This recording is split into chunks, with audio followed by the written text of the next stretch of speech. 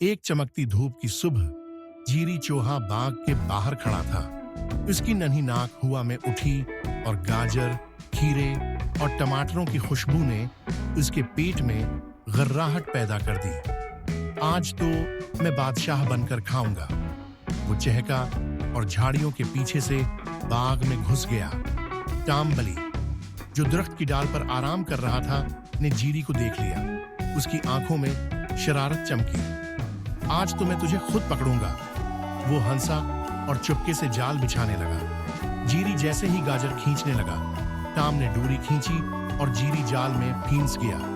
हाँ हाँ, अब तो रहा हुआ समझो, टाम ने फखरिया कहा। अचानक तेज हुआ चली और बाग के कोने में खड़े डरावने भूतों स्कीयर करो की टोपी उड़कर जीरी के सर पर आ गई। जीरी ने चीख कर कहा, भूत भूत। टाम ने मड़कर देखा तो वो भी डर के मारे अच्छल पड़ा। सकीयर करो का कपड़ा हुआ में लहराया जैसे वो जिंदा हो गया हो।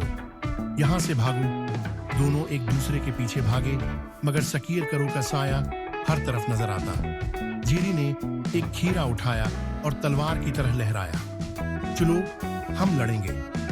टाम ने टमाटरों का गोला बनाया और टमाटर के बुलेट से फायर किया।